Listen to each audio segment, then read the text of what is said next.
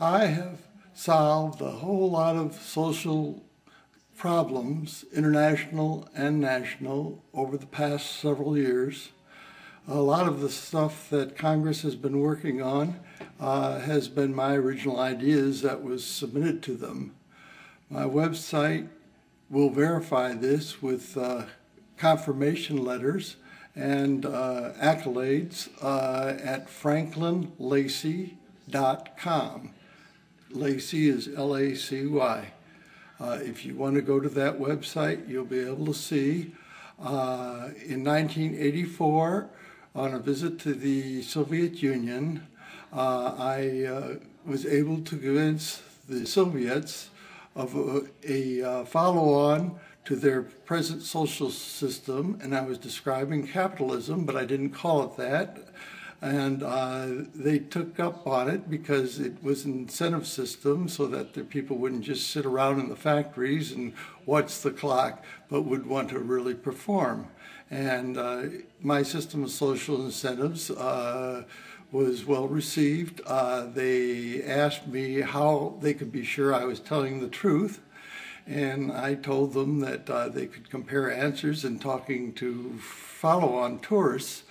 Also, when we were in Leningrad, I didn't receive word that I was not to take a picture at the airport. And in Leningrad, I climbed off the airplane with all these military jets and civilian aircraft around, and I was taking pictures with my zoom camera. And I got stopped by a uniformed person running up saying "yet, yet, yet, yet, yet," which means no in Russian.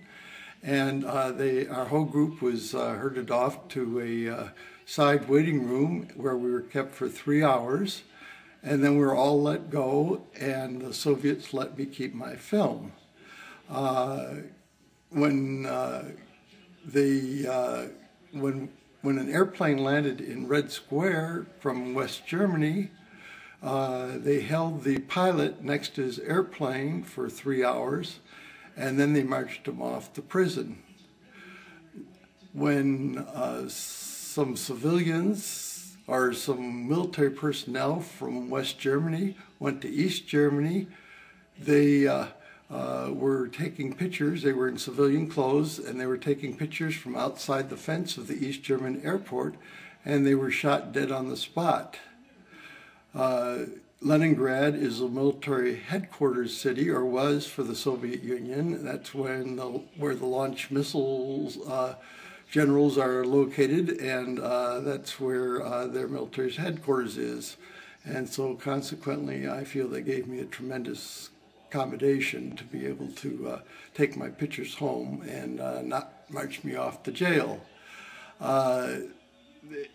When we were there, we had changed guides, and the elderly guide who we got originally was going to introduce the new guide, who was a young, beautiful lady, and the guides and the diplomats up to that point had very dour expressions on their face when they went to meet the people of other countries, and they couldn't understand why we were always smiling. So I explained to them that smiling was a way to say we wanted to be your friend, and that I explained about body language and the way they shake hands and hang onto the arm and that sort of thing.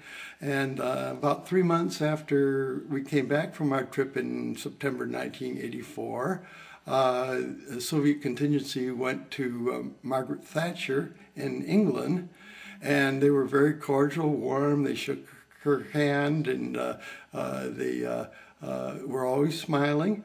And Margaret Thatcher, after the meeting was over with, concluded that we can do business with these people. And she relayed that to President Reagan. After that, in 1989, when George Bush Sr. became president, I wrote him, and you can see verification letters and the responses, and throughout 1989, and the Berlin Wall came down later in 1989. And I feel that I had something to do with all that occurring. At least I sure did try. And I was on a cruise to Vietnam, and on board was a former diplomat representing England over in Hanoi during the early 1990s.